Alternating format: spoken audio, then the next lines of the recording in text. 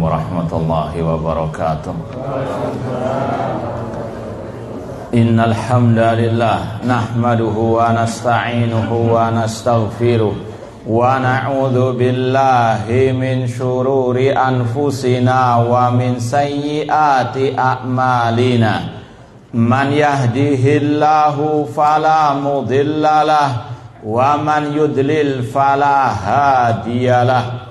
Ashhadu an la ilaha illallah wahdahu la syarikalah wa ashhadu anna Muhammadan abduhu wa rasuluh. Ya ayyuhalladzina amanu taqullaha haqqa tuqatih wa la tamutunna illa wa antum muslimun.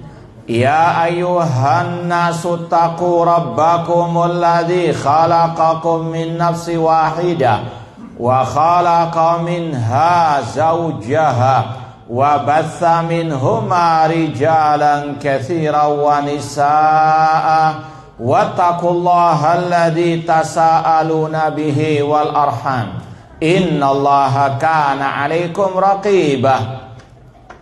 Ya ayyuhalladzina amanu taqullaha wa qulu qawlan sadida yuslih lakum a'malakum wa yaghfir lakum dhunubakum wa may yuti'illaha wa rasulahu faqad faza fawzan 'azima.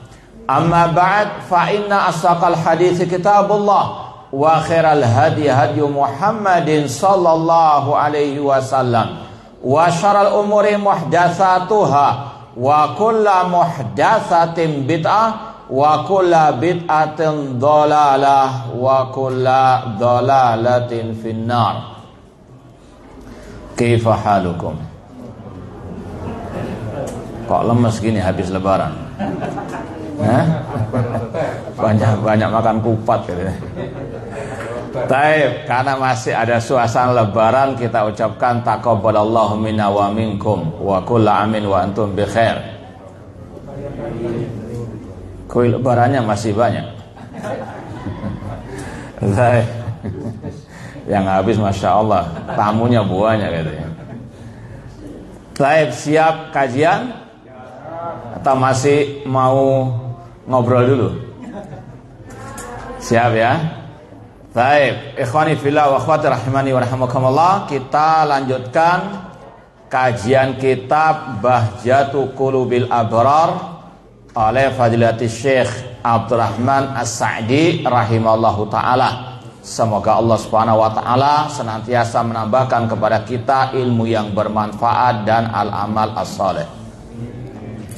Al-hadisus sabi', hadis yang ke-7. An Abdullah ibni Amrin radhiyallahu anhuma qala Rasulullah sallallahu alaihi wasallam, dari Abdullah bin Amr bin As radhiyallahu anhuma, beliau berkata, Rasul SAW bersabda, arba'un man kunna fihi kana munafiqan khalisan.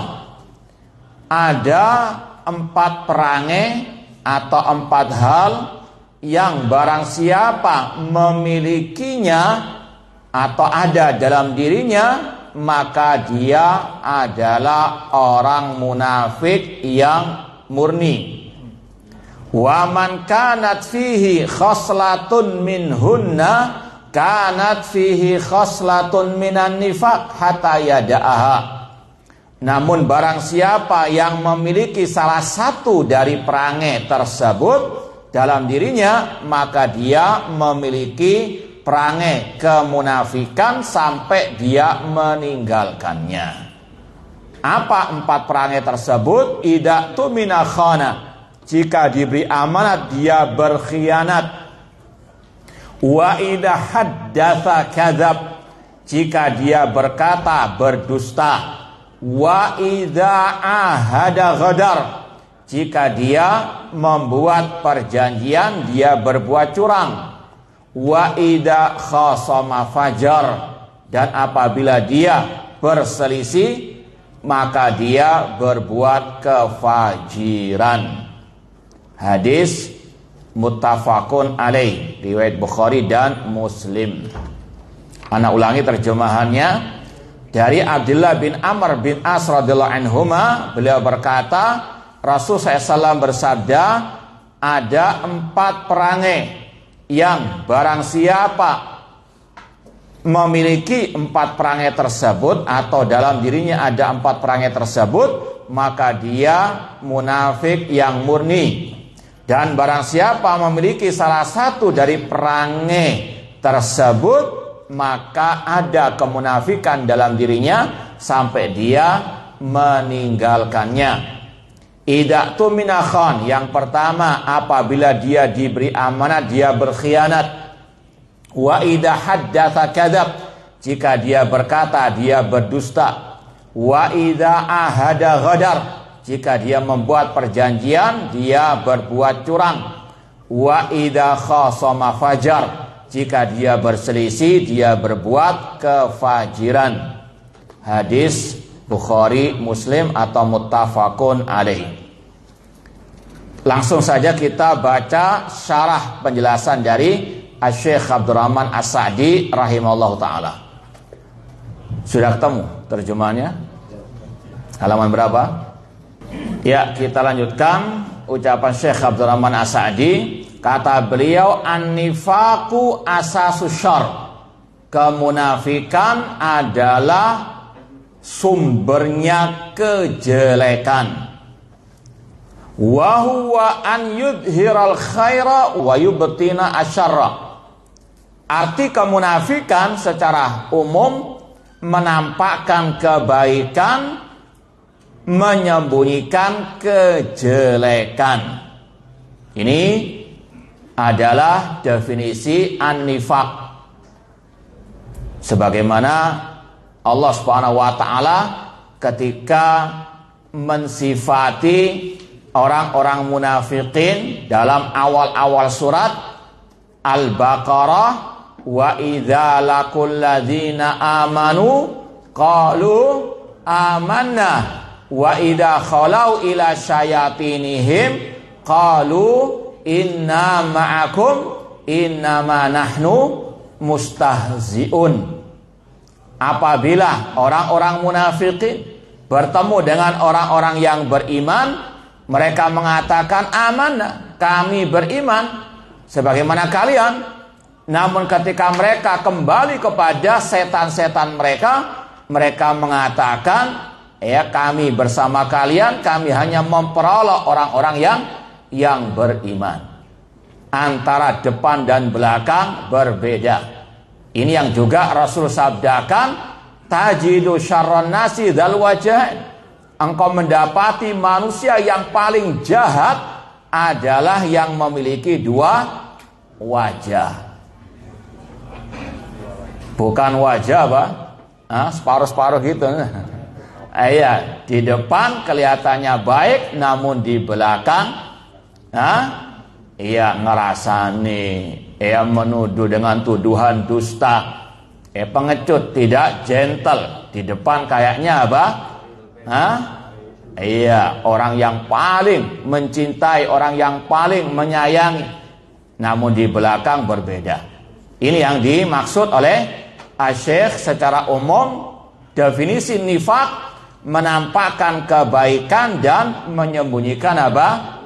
Kejelekan. Semoga Allah menjauhkan kita dari sifat kemunafikan dan dari makar-makar jahat orang-orang munafik. Ini yang dikatakan oleh Syekh asasus syarr, sumbernya kejelekan. Dan sifat kemunafikan seperti ini bukan hanya dimiliki oleh orang-orang yang nggak tahu sunnah Rasul, nggak tahu agama Allah. Bahkan yang paham, yang ngaji sunnah, mungkin sudah puluhan tahun, ya, ikut ngaji, namun apa? Hatinya, hatinya ingin untuk merusak kajian tersebut. Ada nggak seperti itu? Ada nggak di sini? Loh, di sini ada. Loh. Nggak bahaya dah.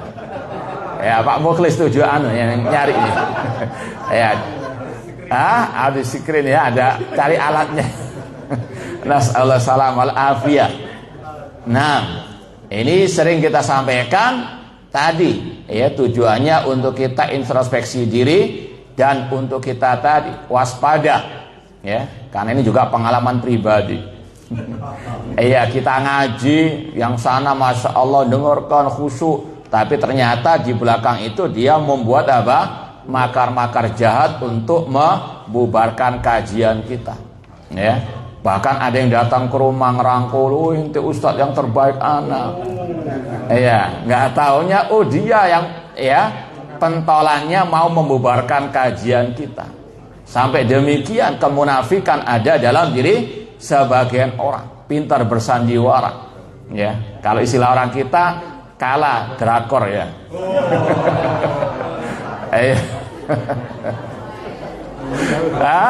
Itu kata orang, alhamdulillah kita. Nah, sampai demikian bisa bersandiwara depan kita. Naudzubillahi min dzalik. Ini namanya an-nifaq, ya. Bahkan, ya, bukan itu saja, banyak sekali lagi yang, ya, kita dapati seperti itu. Kita nasihati dengan baik, ternyata direkam, disebarkan rekaman kita. Ini khianat, nanti akan ada pembahasan masalah khianat nanti. Ini banyak sekali, naudzubillahi min dzalik, ya. Bahkan yang sudah juga bergelar ustadz-ustadz, ya, di depan kelihatannya, ya, akhlak mulia, ceramahnya masya Allah akhlak. Namun beda lagi kalau di belakang, ya, tidak gentle alias pengecut. Kata Syekh hadal haddu yadkhulu fihi an-nifaqul akbar al-i'tiqadi. Definisi nifak secara umum tadi masuk ke dalamnya kemunafikan al-akbar. Jadi para ulama membagi kesyirikan ada dua, syirik besar, syirik kecil, kufur besar, kufur kecil. Demikian pula kemunafikan ada dua, kemunafikan besar dan kemunafikan kecil. Definisi yang kita sampaikan tadi, yang disampaikan oleh Syekh, itu definisi nifak secara umum, menampakkan kebaikan, menyembunyikan kejelekan.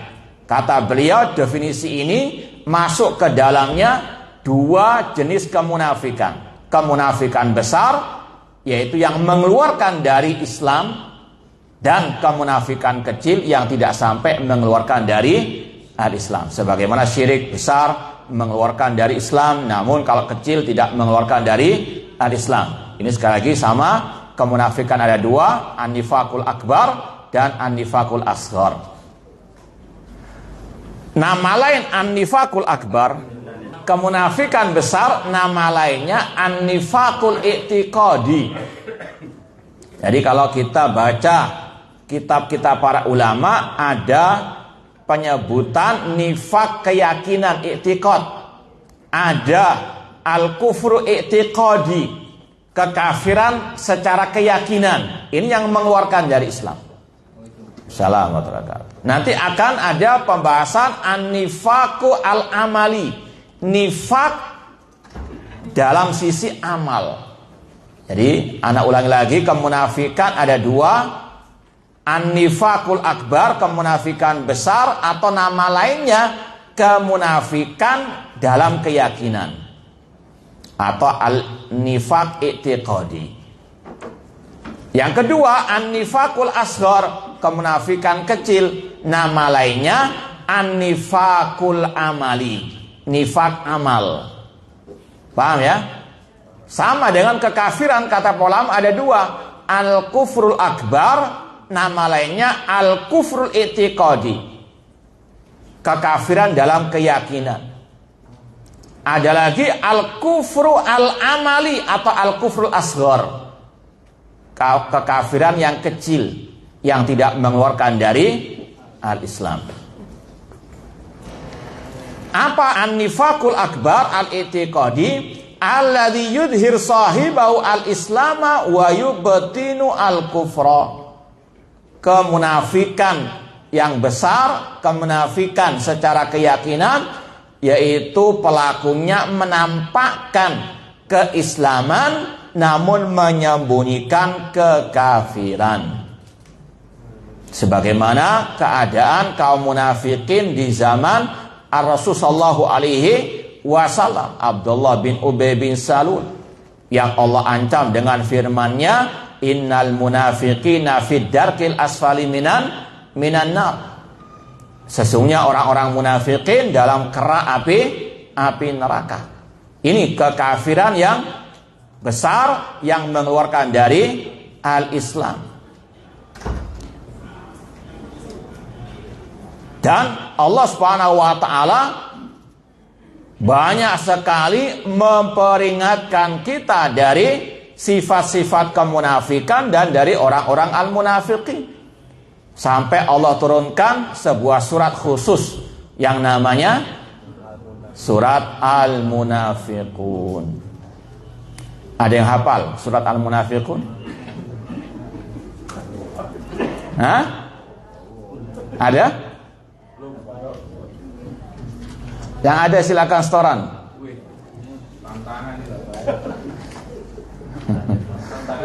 Hah? Nggak ada. Masih lebaran ya. mumpung ada alasan. Idza ja'akal munafiquna qalu nashhadu innaka la rasulullah wallahu ya'lamu innaka la rasuluhu wallahu yashhadu innal munafiqina lakadzibun. Apabila datang orang munafikin kepada engkau Nabi Muhammad, mereka mengatakan kami bersaksi engkau adalah utusan Allah, dan Allah tahu engkau adalah utusannya, dan Allah tahu, Allah bersaksi orang munafikin lakadzibun, mereka berdusta. Ini yang dinamakan dengan al-kufr i'tiqadi. Di hadapan Nabi mengatakan beriman, namun dalam hati mereka mengingkari, mengkufuri Nabi sallallahu alaihi wasallam. Allah yang mengatakan demikian, ya, wallahu yashhadu innal munafiqin lakadzibun. Ini namanya al-kufru al-i'tiqadi atau al-kufru al-nifaqul akbar. Wa hadan nau' mukhrijun minad-din bil kulliyah. Kemunafikan al-akbar al-i'tiqadi ini yang mengeluarkan seseorang dari agama secara totalitas, ya, bukan orang muslim mukmin sama sekali. Dan kata beliau, wasahibuhu fid darkil asfali minan nar, dan pelakunya diancam kekal di dalam api neraka. Ini yang sangat amat diperingatkan oleh Allah Subhanahu wa taala. Oleh karena itulah, ma'asal muslimin ikhwani fillah wa akhwati rahimani wa rahimakumullah, di antara faedah kita mempelajari hadis seperti ini, di samping tadi untuk kita menjauhkan diri dari sifat kemunafikan, dari ya makar-makar orang-orang munafikin, dan juga kita harus terus introspeksi. Jangan pernah ada rasa aman dari penyakit kemunafikan. Mungkin awal-awalnya selamat, namun di tengah jalan karena kumpul dengan gerombolan orang-orang yang punya sifat kemunafikan, terkadang juga tertular. Ya, as-sahib sahib, kata orang Arab, ya, sahib sahabat dekat itu bisa menarik. Di antaranya dari sifat kemunafikan. Naudzubillahi min dzalik. Makanya jangankan kita, sahabat Rasul SAW, Umar bin Khattab radhiyallahu taala anhu, beliau meskipun ya pasti masuk surga, namun masih khawatir jatuh ke dalam kemunafikan. Sampai beliau bertanya kepada Hudzaifah bin Yaman, apakah beliau termasuk daftar orang-orang munafikin yang disebutkan oleh Rasulullah SAW yang dikabarkan kepada Hudzaifah. Ini Umar bin Khattab. Bahkan kata sebagian ulama salaf, di antaranya kalau nggak salah Ibnu Abi Mulaika, mengatakan adraktu salasina min ashabin Nabi sallallahu kullum yakhafuna an-nifaq. Aku pernah bertemu dengan 30 sahabat Nabi sallallahu, dan mereka semuanya takut kemunafikan. Jadi sekali lagi, jangan pernah merasa aman. Harus betul-betul waspada. Di antaranya dengan kita mengingat hadis ini, mempelajari hadis ini, untuk kita menjauh dari sifat kemunafikan, dan untuk kita menjauh dari orang-orang yang memiliki sifat-sifat kemunafikan tersebut, agar kita tidak tertular. Wa qad wasafallaha haula'il munafiqin bi sifati syarr kulliha. Allah Subhanahu wa taala, yaitu dalam Al-Qur'an, mensifati orang-orang munafikin dengan banyak sifat-sifat kejelekan. Antum bisa lihat dalam surat Al-Munafiqun, awal surat Al-Baqarah, surat At-Taubah, dan seterusnya. Allah banyak sebutkan sifat-sifat orang munafikin. Innal munafiqina yukhadi'una Allah wa huwa khadi'uhum wa idza qamu ila salati qamu kusala yura'una an-nas wa la yadhkuruna Allah illa qalila. Sesungguhnya orang-orang munafikin ingin untuk menipu Allah. Allah membalas tipu daya mereka. Apabila mereka berdiri untuk salat mereka malas-malasan. Mereka riya dan seterusnya. Di antara sifat mereka minal kufri, ya, kekafiran, wa adamil iman, tidak adanya keimanan. Coba sebutkan dalil tentang ini. Ada yang ingat tak? Sifat kekafiran orang-orang munafikin yang disebut oleh Allah dalam Al-Quran.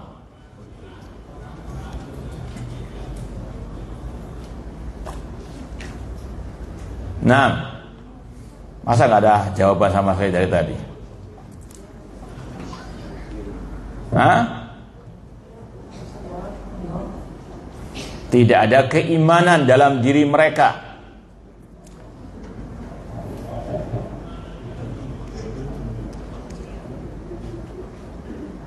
Jangan nyontek.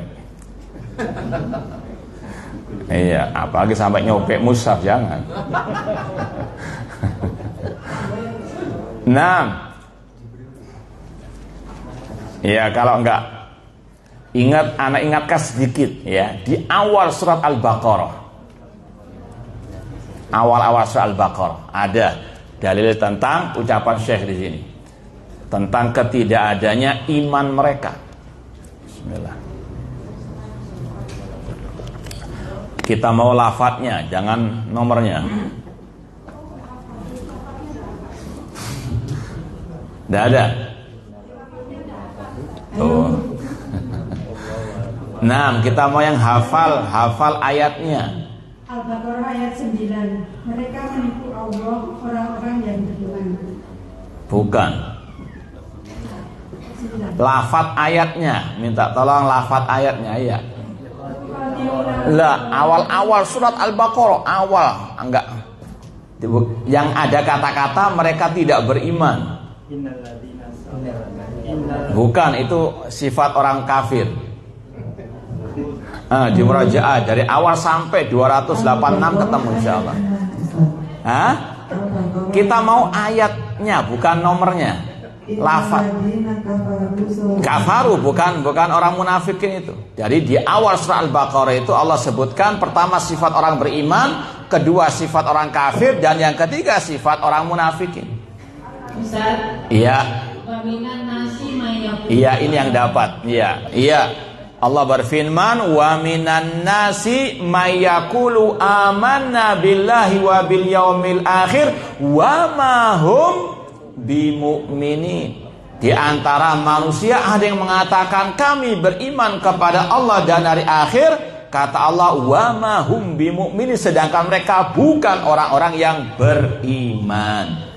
Ini yang dikatakan oleh Syekh.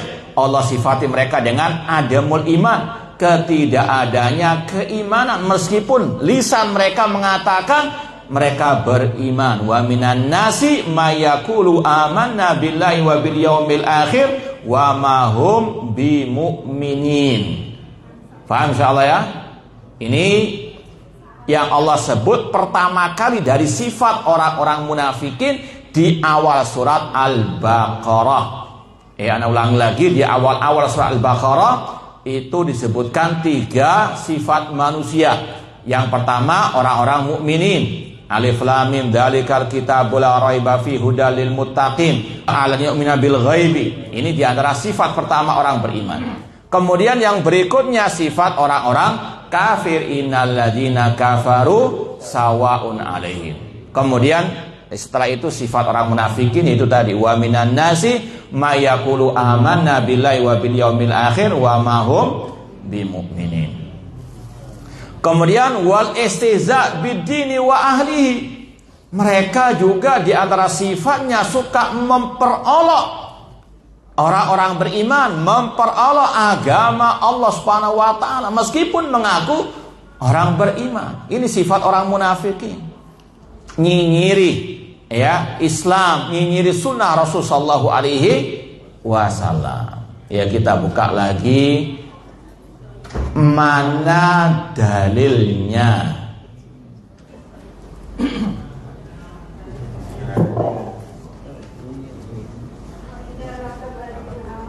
Lanjut.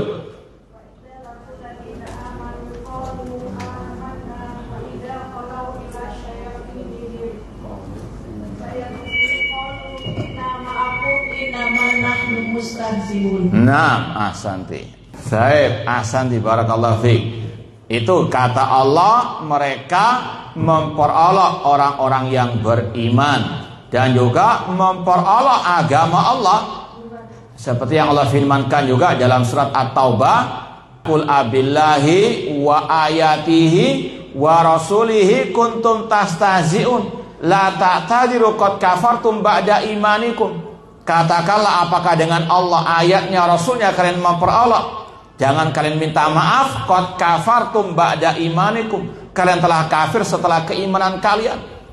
Ini sababun nuzul, sebab turunnya ayat ini kata para ulama tafsir, yaitu sebagian orang-orang munafikin yang mereka memperolok para sahabat Nabi sallallahu alaihi wasallam. Itu sifat orang-orang munafikin.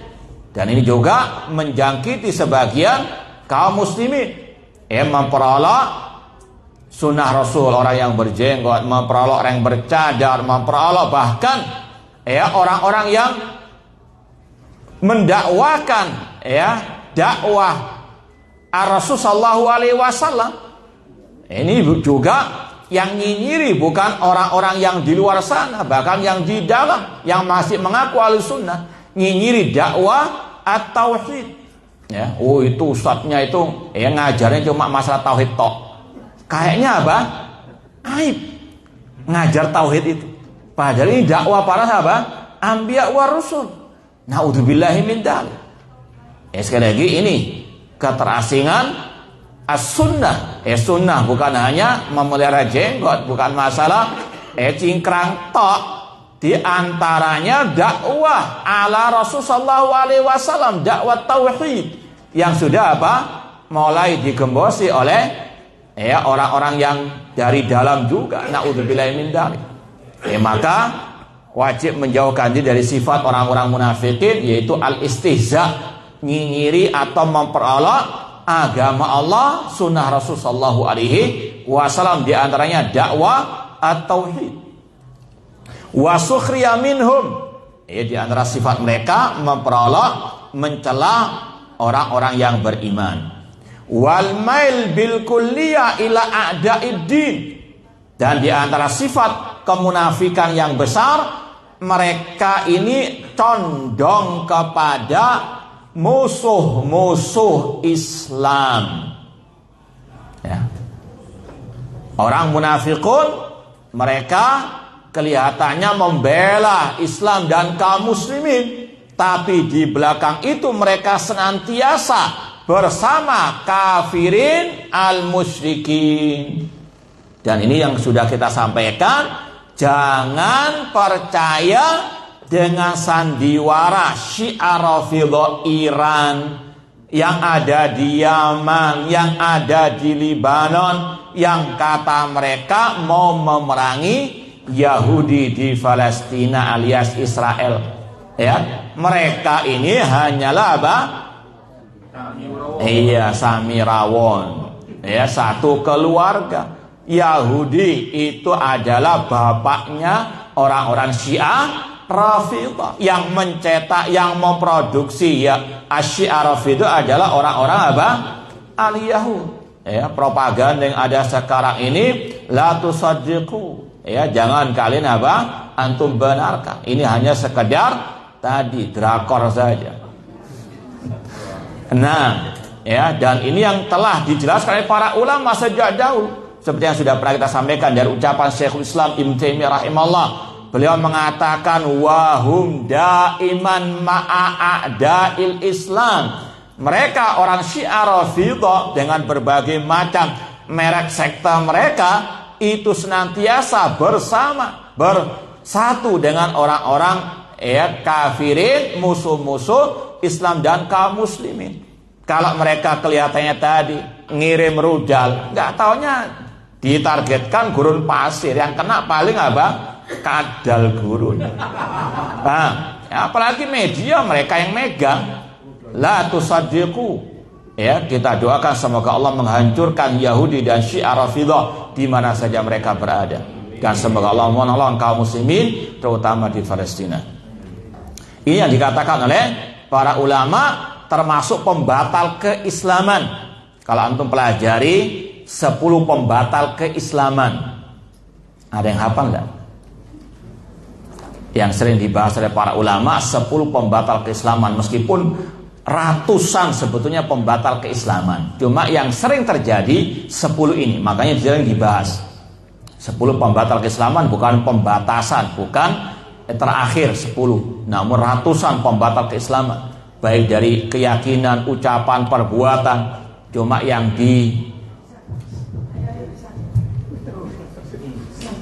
ada yang hafal ya, bukan nyontek. Kalau baca semuanya bisa.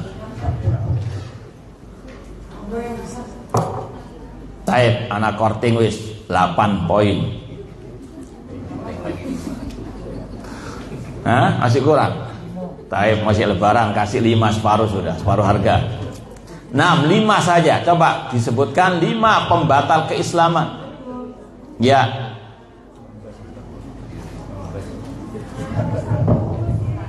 Hafal ya. Hafalan ya. Iya, kalau hafalan silakan. Yang kedua. Iya, yang ketiga. Orang apa? Orang? Yang keempat. Yang kelima. Taib, nomor berapa?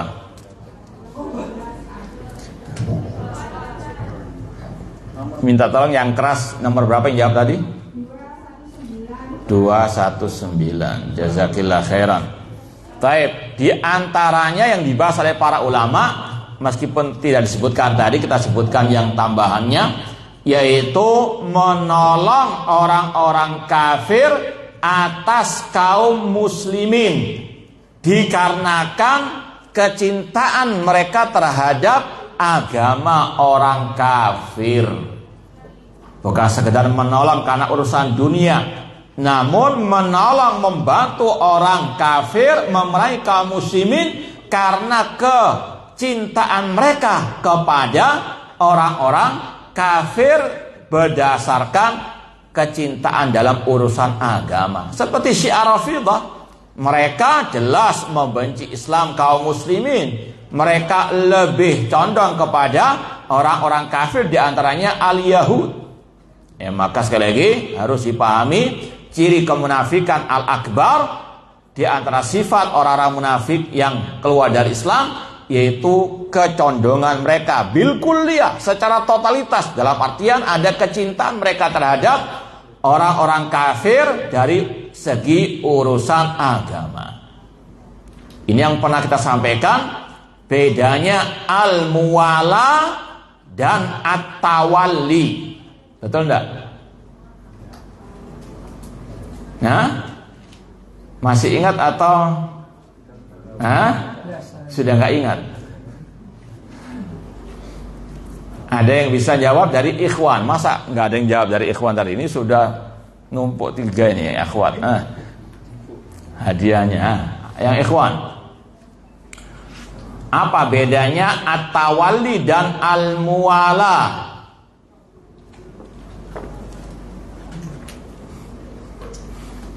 Ini salah satu kata ulama jurang pemisah antara dakwah salafiyah dengan kelompok teroris.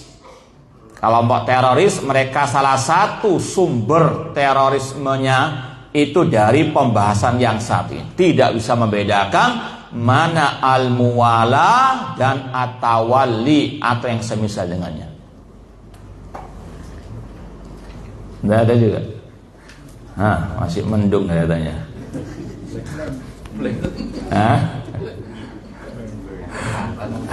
Kebanyakan santun. Tidak ada. Malu Anak kasih akhwal lagi nih.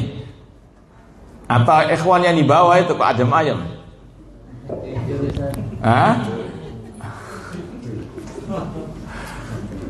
Baik, kalau tidak ada silakan akhwat kalau bisa menjawab tanpa mencontek.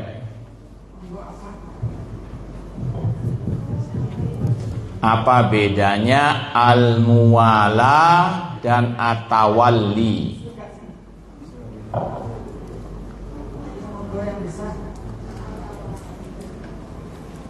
Tidak ada?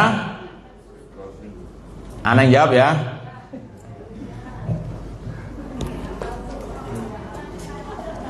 Tidak ada. Baik. Apa? Ada jawaban dari itu? Baik, anak jawab.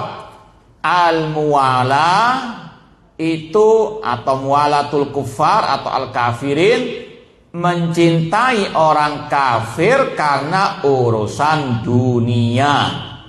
Ini dosa besar tapi tidak mengeluarkan dari Islam. Al-muwala itu mencintai orang kafir karena urusan dunia. Hukumnya dosa besar tapi tidak mengeluarkan dari Islam. Adapun at-tawalli itu mencintai orang-orang kafir karena urusan agama, karena kecintaan terhadap agama mereka.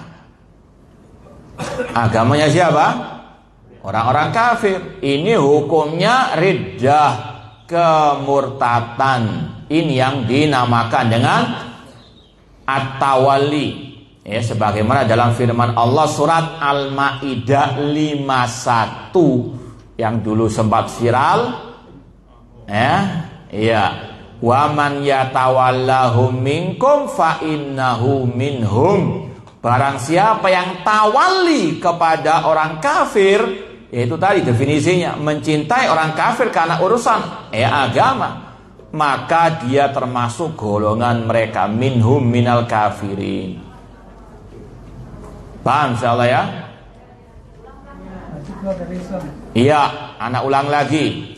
Al-muwala atau muwalatul kafirin itu adalah mencintai orang-orang kafir karena urusan dunia.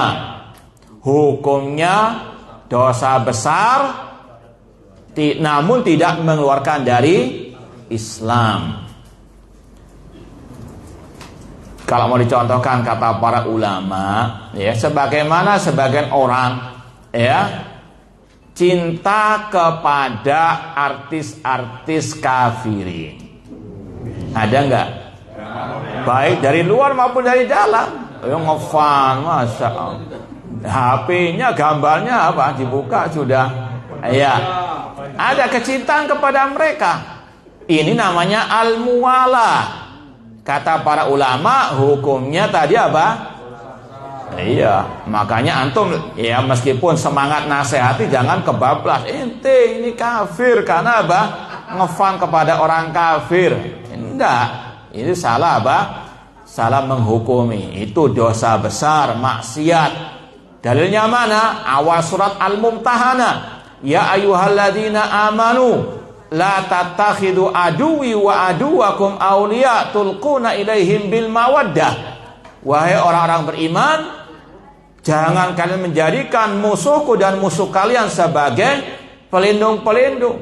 Jangan kalian apa? Mencintai mereka. Ini mencintai dalam urusan dunia, ini bentuk kefasikan. Namun nggak sampai mengeluarkan dari Islam. Adapun yang kedua, at-tawalli mencintai orang kafir karena urusan apa? Agama, karena ridho dengan agama mereka, karena cinta dengan agama mereka. Maka ini hukumnya kufur akbar, riddah, kemurtadan. Paham ya? Makanya para ulama di antara sebab mereka mengkafirkan orang-orang Syiah Rafidhah dari sisi yang satu ini, meskipun banyak sumber kesyirikan, kemunafikan, kekafiran mereka, cuma ini salah satunya. Mereka lebih berwala atau tawali kepada orang-orang kafir daripada kaum muslimin. Kemudian kata Syekh, limusyarakatim lahu fi adawati din Islam. Mereka ini selalu memusuhi Islam dan kaum muslimin, namun tidak terang-terangan. Nah, seolah-olah membantu kaum muslimin, padahal ya mereka ini ngirim rudalnya sebetulnya kepada kaum muslimin. Atau mereka ini manas-manasi, kata sebagian ulama, mereka ini manas-manasi orang-orang yang di Palestina, ayo serang Yahudi. Padahal mereka tahu kalau kaum muslim menyerang Yahudi, Yahudi akan membantai kaum muslimin. Paham ya? Ini sandiwara mereka. Ya, maka jangan pernah tertipu dengan mereka, sandiwara mereka. Apalagi antum, ya, kata para ulama sekarang ini yang kasihan siapa? Negara Yordania. Ya, antum sebetulnya sejarah sudah terang benderang. Bagaimana Syiah Rafidhah di Iran, mereka sudah mencaplok Irak, mencaplok Suriah, sudah mereka menjajah Libanon, menjajah juga Yaman, tinggal ya Yordania. Ya, mereka mengarahkan rudal di atas negara Yordania. Nanti yang diserang oleh kaum muslimin Yordania. Karena menahan rudalnya Irak. Seolah-olah Yordania bersatu dengan sandiwara mereka, kata para ulama. Hati-hati, jangan tertipu. Ya, makanya ya kita hanya punya senjata doa. Doakan semoga Allah menyelamatkan kaum muslimin terutama di Palestina, Yordania. Semoga mereka selamat dari makar-makar jahat orang-orang Yahudi ataupun Syiah Rafidhah qatalahumullah. Wa hum maujudun fi kulli zaman. Ini yang antum harus camkan juga, mereka ini orang-orang munafikin yang nifak akbar senantiasa ada di setiap zaman. Bukan hanya di zaman Rasul saja. Kalau kata ulama di zaman Rasul saja ada orang-orang munafik sebagaimana Abdullah bin Ubay. Di zaman sahabat ada Abdullah bin Saba al-Yahudi yang memproduksi Syiah Rafidhah dan juga Khawarij. Apalagi di zaman sekarang, naudzubillah min dzalik, harus tetap waspada. Bahkan kata Syekh di sini, wala siyama fi hadzal zaman. Kalau di zaman dulu ada munafikin, apalagi di zaman sekarang ini, alladzi taghat fihi al-madiyah wal ilhad wal ibahiyah. Di zaman yang manusia banyak mengejar tamak kepada dunia. Ya, ada ajaran-ajaran ateis, ada ajaran-ajaran al-ibahiyah. Bahkan naudzubillah min dzalik, Syekh Sulaiman Ar-Ruhaili hafizahullah taala, salah satu masyayikh dakwah salafiyah di Madinah, imam dan khatib Masjid Quba dan juga penceramah di Masjid Nabawi, beliau pernah menyampaikan bahwasanya orang-orang yang mengaku ateis sekarang ini, terutama juga di negeri Arab, ujung-ujungnya mereka itu kepada al-ibahiyah, ingin kebebasan hidup seperti binatang ternak. Ya, alih-alih mereka alasannya nggak percaya Tuhan, nggak percaya agama. Padahal dalam hati mereka nggak ada sebetulnya orang yang nggak percaya dengan Rabbul Alamin. Jangankan orang seperti orang-orang Fir'aun yang mengatakan ana rabbukumul a'la.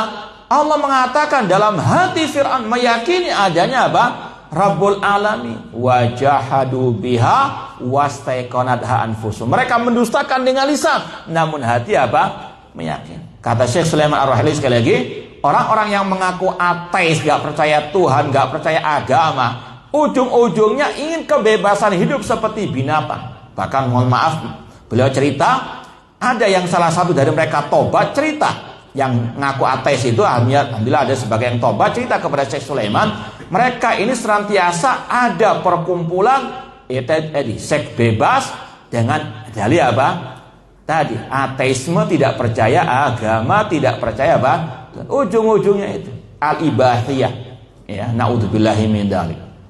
Dan ini sekali lagi salah satu bentuk kemunafikan al-akbar, naudzubillahi min dzalik. Kemudian kata Syekh, wal maksud huna, adapun hadis yang sekarang kita bahas itu al-qismus tsani minan nifaq alladzi dzukira fi hadzal hadis.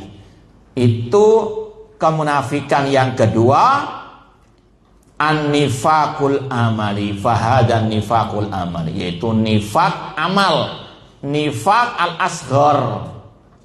Wa in kana la yukhrij minad-din bil kulliyah fa innahu dihlizul kufri. Meskipun tidak mengeluarkan dari Islam secara totalitas, namun itu jembatan jalan menuju kekafiran yang besar.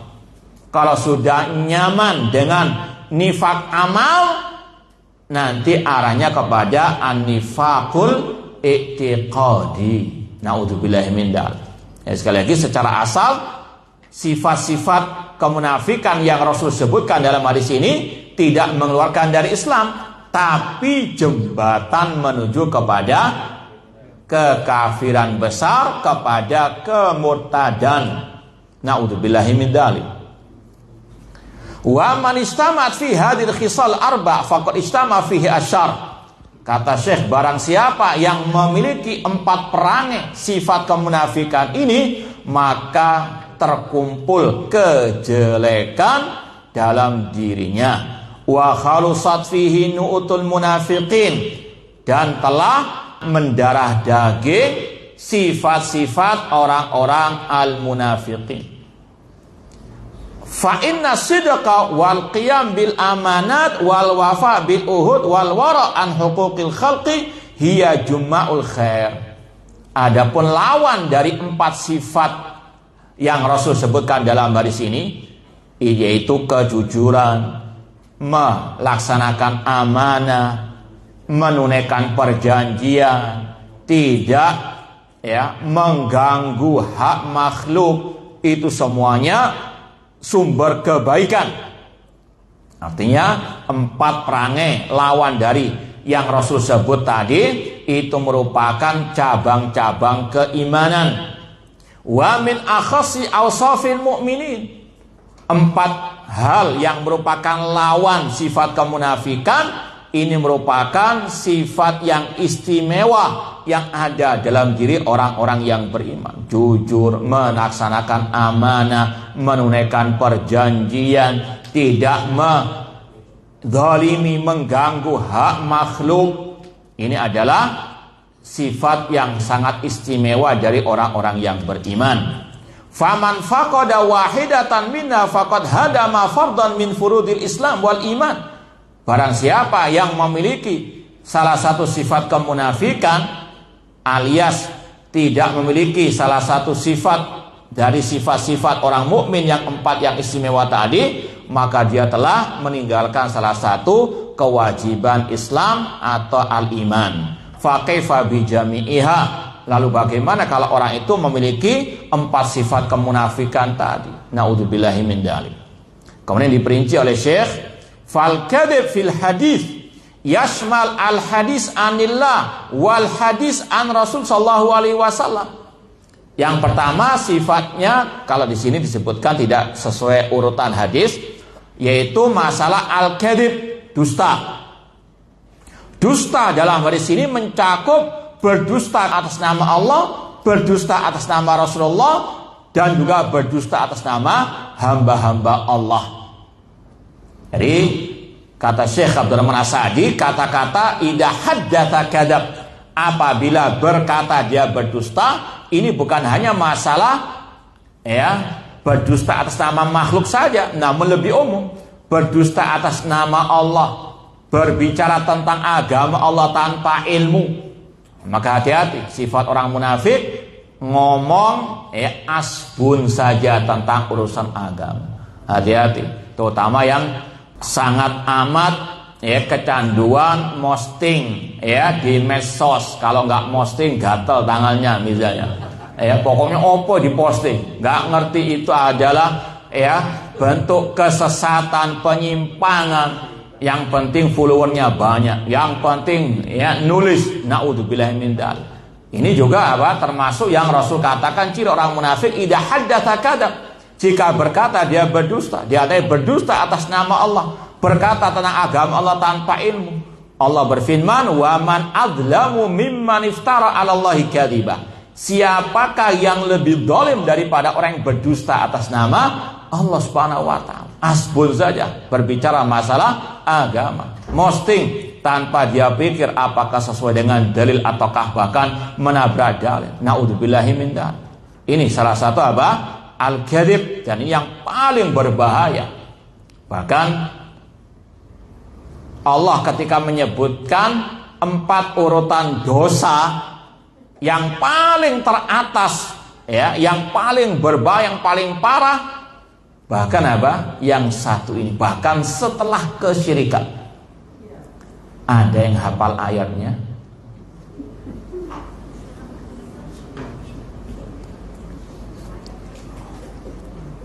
Ayat yang menyebutkan 4 tingkatan dosa, dan yang paling ya parah, yang atas, dosa berkata tentang agama Allah, tentang Allah tanpa ilmu.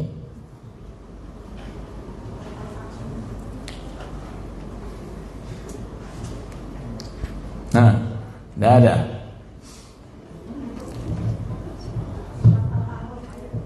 Ana mau hafalan ayatnya, bukan nomornya. Nah, Bang. Ya kita nggak maksa, kalau nggak hafal ya sudah.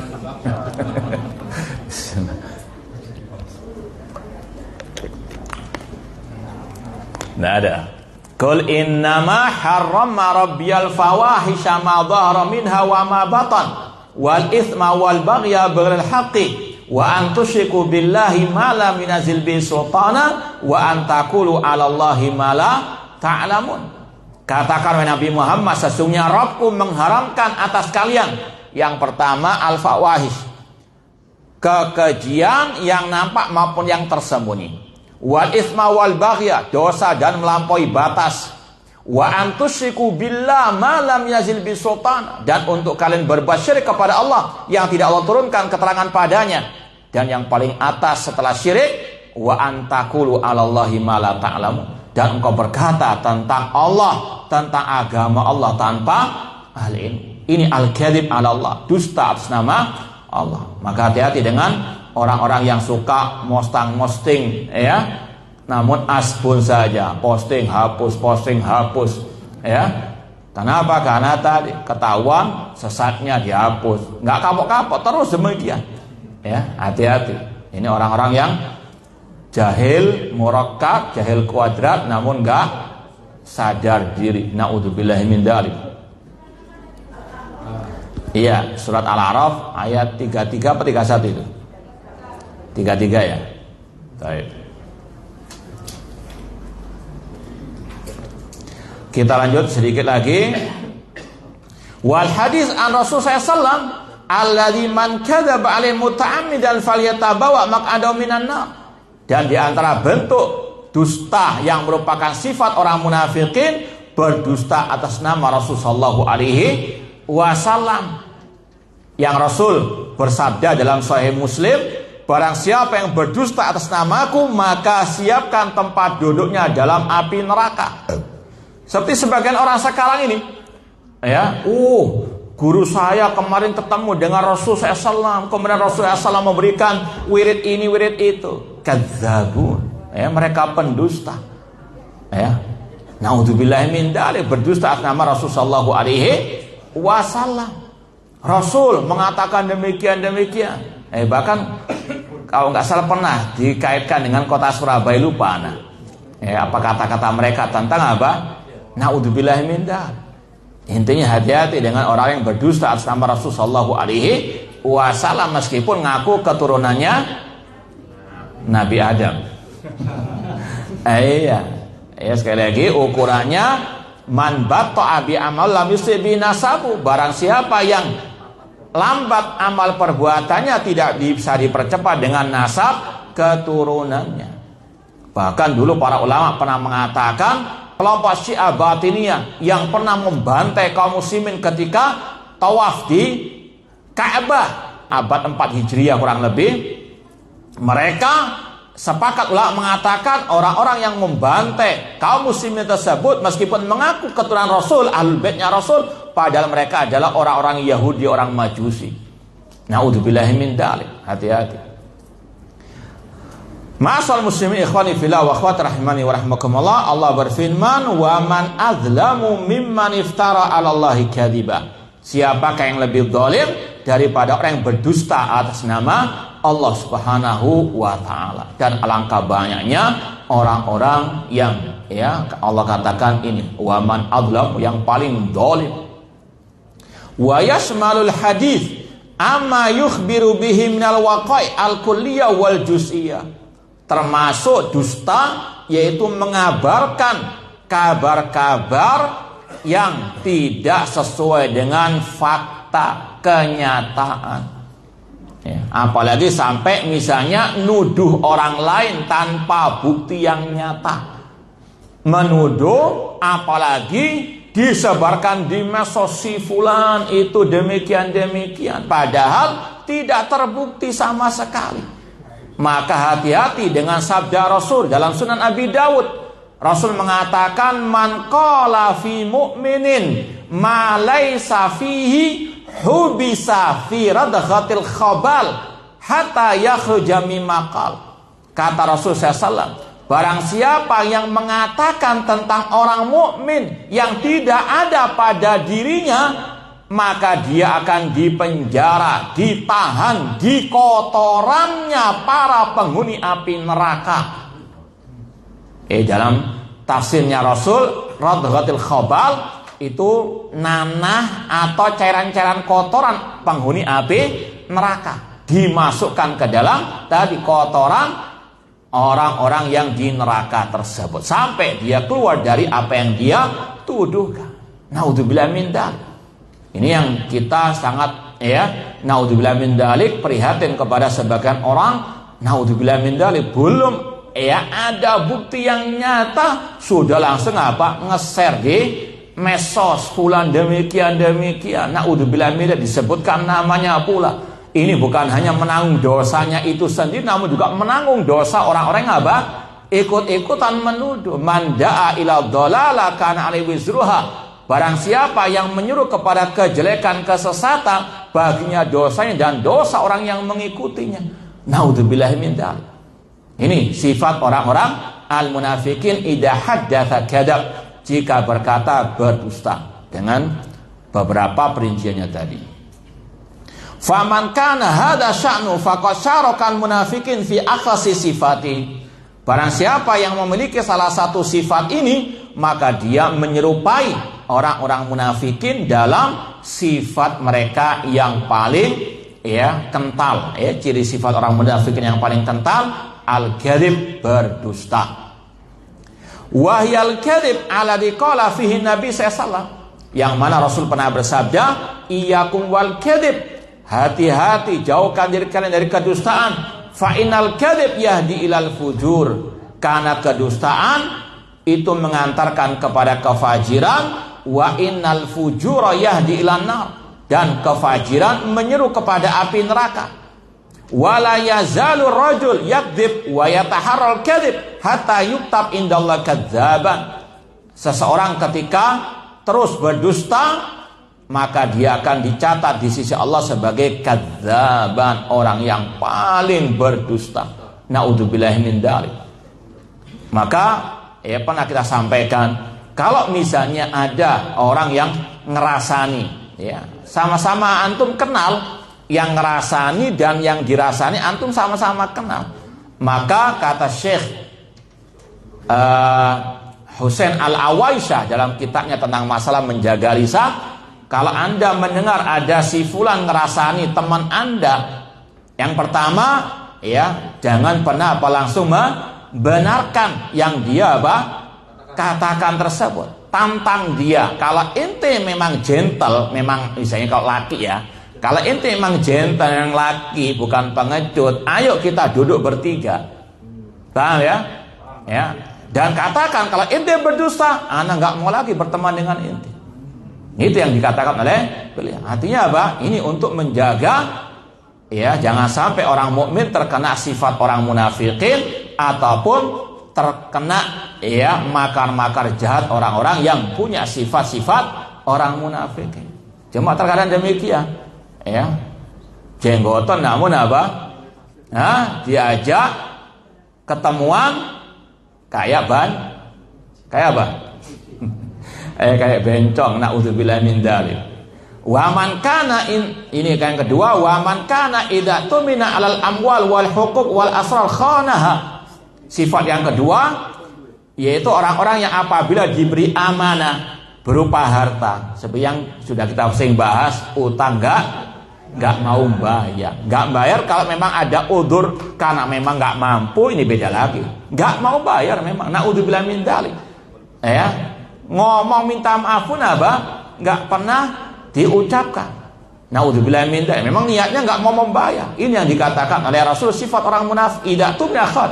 Karena orang yang dihutangi tadi ini sudah jelas ya, akadnya dia dikasih amanah untuk membayar. Kalau dia enggak mau membayar, tidak ada niat mau membayar, ini namanya apa? Idza tumina khan. Diberi amanah dia apa? Khianat. Naudzubillah min dzalik.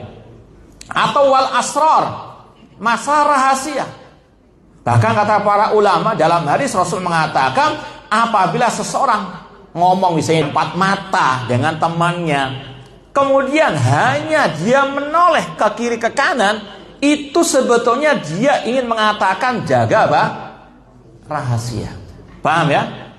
Itu kata para ulama. Maka ketika orang itu mendengar pembahasan dengan temannya tadi yang empat mata tadi, jangan sampai dibocorkan.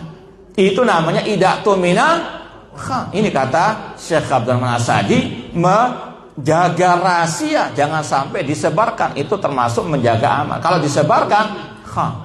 Lalu bagaimana kalau memang sengaja nyimpen rekaman HP?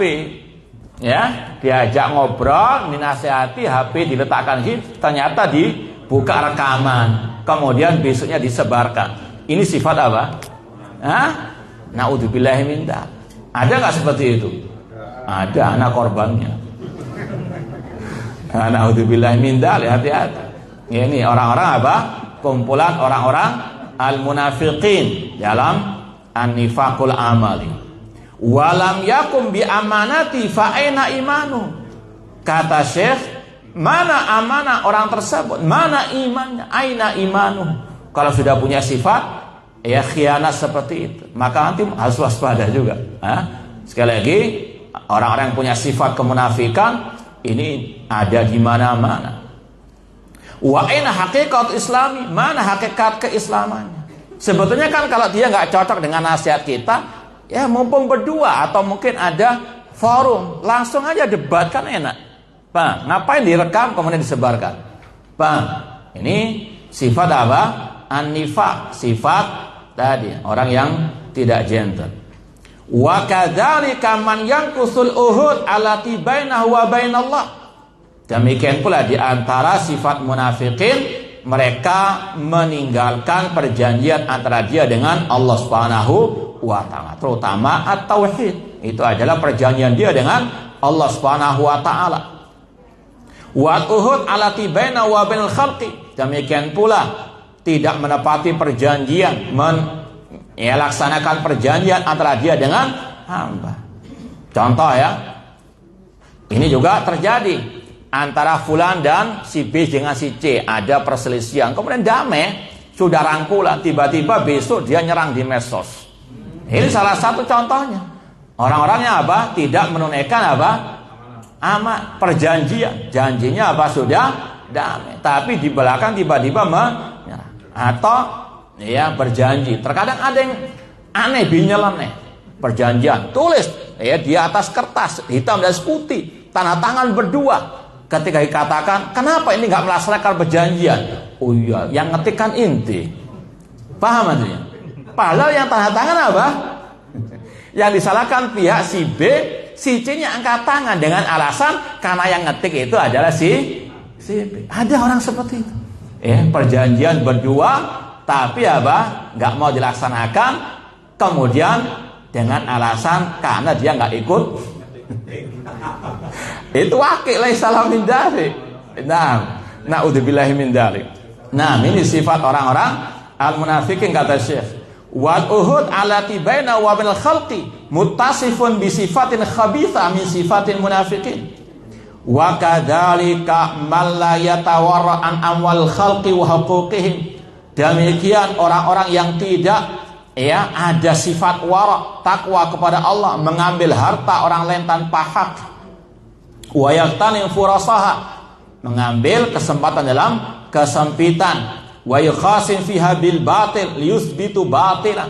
Dan di antara sifat orang munafikin, mereka kalau misalnya berdebat, mereka membela kebatilan. Jelas tahu dia di atas kebatilan, cuma gengsi ngaku dia di atas kebatilan karena ustadz besar misalnya. Padahal tahu jelas-jelas dia yang salah, namun nggak mau mengakui kesalahan, malah membela kesalahannya. Na'udzubillahi min dzalik. Au yadfa haqqan, bahkan menolak kebenaran. Karena apa? Kebenaran datang dari lawannya, dari orang yang nggak dia sukai. Na'udzubillahi min dzalik. Ini sifat orang-orang munafiqin. Fahadi sifat la takadu tajtami fi syakhsin wa ma minal iman ma yujzi au yakfi. Kalau sudah terkumpul 4 sifat orang munafikin ini, kata Syekh, hampir-hampir tidak terjadi pada diri orang mukmin. Artinya apa?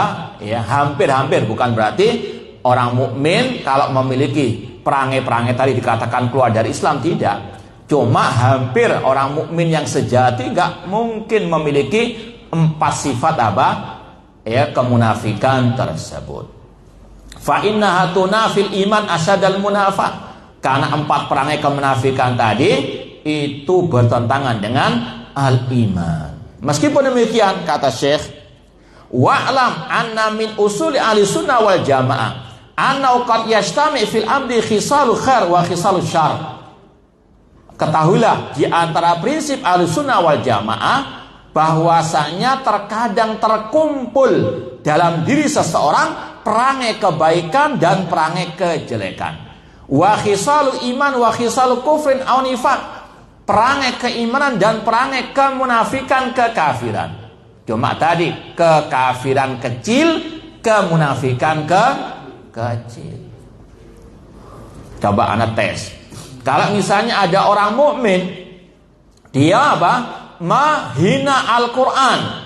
Kan ada keimanan, ada cabang kemunafikan, kekufuran. Apakah, ini kaidah secara umum bukan menunjuk si BCC-nya. Apakah masih terkumpul iman dan kebaikan atau kejelekan pada dirinya? Ana ulangi, jangan ngantuk. Kalau ada orang yang beriman, dia menghina Al-Quran, dia menghina sunnah Rasul, apakah berarti dalam dirinya masih terkumpul cabang keimanan, cabang kebaikan dan kejelekan? Beda pendapat ya. Baik, yang masih lebaran ya, dimaafkan. Taib yang benar, kalau yang di dalam dirinya itu cabang kekafiran besar, maka secara otomatis cabang keimanan sudah habis. Bedakan antara sifat kekafiran kecil yang ada dalam diri orang mukmin, maka masih terkumpul iman, cabang keimanan dan cabang Tapi kalau yang ada dalam diri orang itu kekufuran besar, kesyirikan besar, batal imannya. Paham ya? Adapun yang dibahas di sini itu kalau terkumpul dalam diri orang mukmin cabang keimanan, cabang kekafiran. Yang dimaksud cabang kafiran di sini kufur kecil, kemunafikan kecil. Paham?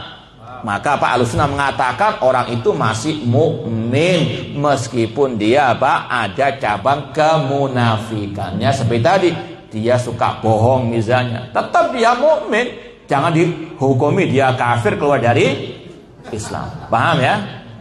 Nah, baik. Wa yastahiqu minas thawab wal iqab bihasabi ma qama bi min mujibati dzalik, maka dia berhak mendapatkan pahala atas cabang keimanan yang ada dalam dirinya, dan dia juga berhak mendapatkan dosa siksa atas perbuatan dosanya tersebut. Wa qad dalla ala hadzal al-asal nususun katsira minal kitab wa sunnah. Prinsip Ahlussunnah yang satu ini dalilnya banyak dalam Al-Quran dan Sunnah. Seperti yang kita sering bahas dalam pengajian akidah, orang yang berbuat dosa besar, dia dihukumi oleh Ahlussunnah mukmin, namun kurang imannya. Dia mukmin dengan keimanannya, fasik dengan kefasikannya. Contoh dalilnya, wa in ta'ifatani minal mu'minina qatatalu fa aslihu bainahuma. Apabila orang-orang mukmin saling berperang, maka damaikanlah di antara keduanya. Namanya perang itu saling membunuh atau saling itik-itikan? Apa guyonan? Saling membunuh itu cabang kekafiran. Tapi Allah masih menyebut mereka minal mu'minin.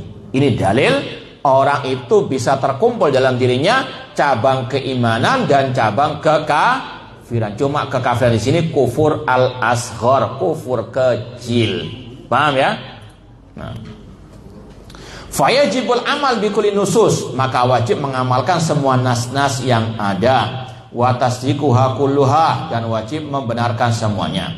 Wa alaina an natabarra min madhhabil khawarij alladzina yadfa'una ma ja'at bin nusus min baqa'il iman wa baqa'id din, dan kita wajib berlepas diri dari ajaran kelompok khawarij atau nenek moyangnya teroris yang mereka tidak mau mengimani ayat-ayat yang berkaitan dengan adanya keimanan pada diri orang-orang yang berbuat dosa besar. Kelompok khawarij, mereka mengatakan pelaku dosa besar kafir keluar dari Islam. Orang yang mencuri, berzina, berjudi, membunuh, kata mereka keluar dari Islam. Padahal nas-nasnya jelas mereka masih dikatakan minal mu'minin, seperti dalam ayat tadi surat Al-Hujurat. Demikian pula misalnya pencuri, Allah katakan wasariqu wasariqatu faqta'u aydiyahuma. Laki-laki dan perempuan yang mencuri, potonglah kedua tangan mereka. Mencuri dosa besar, namun Allah mengatakan hukuman mereka cuma potong tangan. Seandainya mencuri itu mengeluarkan dari Islam, yang dipotong bukan tangannya, namun apa? Iya, bisa pintar, Masya Allah. Iya, kurang masih ada. Walau fa'alal insan minal ma'asi ma fa'al dalam yaf'al syai'an mukaffirat allati tukhri sahibaha minal iman. Kalau orang itu berbuat dosa yang tidak sampai kepada pembatal keislaman, maka tidak mengeluarkannya dari iman, dari Islam. Fal khawarij yadfa'una dzalika kullah. Orang khawarij, mereka tidak mau mengambil nas-nas tentang tadi adanya keimanan dalam diri pelaku dosa besar.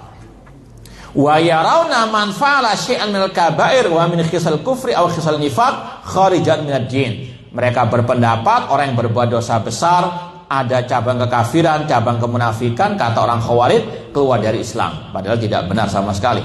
Mukhalladan finnar, bahkan mereka mengatakan pelaku dosa besar kekal dalam api neraka. Wa hadza madhhabun batilun bil kitab wa sunnah wa ijma' salafil ummah. Ini adalah ajaran yang batil, menyelisih Al-Quran dan Sunnah dan ijma' para salafu as-soleh. Wallahu ta'ala a'lam. Ini yang bisa kita sampaikan pada pertemuan hari ini. Ini ada pertanyaan, sebelum hijrah saya pernah berjanji kepada Allah untuk salat tepat waktu, ya. Namun berjalannya waktu karena faktor pekerjaan saya mulai lalai dalam mengerjakannya. Iya, ya alhamdulillah masih ingat dengan perjanjiannya, maka berusaha maksimal semaksimal mungkin. Dan Allah Subhanahu wa taala Maha kasih sayang kepada kaum muslimin, sehingga waktu sholat pun Allah berikan keluasan, tidak harus pas tepat setelah azan, ya. Namun tetap, ya terutama bagi kaum laki-laki, berusaha untuk sholat berjamaah di masjid, ya. Sekali lagi, seandainya pun misalnya di kantor, ya ada pekerjaan, namun di kantor tersebut orang-orang masih banyak berjamaah meskipun sudah lewat setengah jam, 1 jam dari azan, tetap ya sholatnya sah, apalagi tetap dengan berjamaah. Contoh saja, kita dulu di kuliah ya di Jamiah Islamiyah UIM, itu kita keluar ya kuliah 1 jam setelah azan. Namun alhamdulillah kita juga masih bisa salat berjamaah dengan teman-teman. Meskipun yang lain sudah sholat berjamaah di masjid Islam, masjid Jami' kampus, ada masjid Jami' kampus, ada masjid tiap kuliah. Paham ya? Contoh saja. Ya, makanya sekali lagi kita katakan ya yang afdol pas tepat waktunya, artinya setelah azan, kemudian langsung setelah itu sholat berjamaah. Namun kalau misalnya ada kesibukan dan seterusnya yang nggak bisa ditinggal, setengah jam setelah azan, 1 jam, yang penting bisa berjamaah di masjid Allah Subhanahu wa taala. Ini yang mungkin bisa kita sampaikan, kurang lebihnya mohon maaf. Wa jazakumullahu khairan. Aqulu qouli hadza wa akhiru da'wana anil hamdulillahirabbil alamin. Wassalamualaikum warahmatullahi wabarakatuh.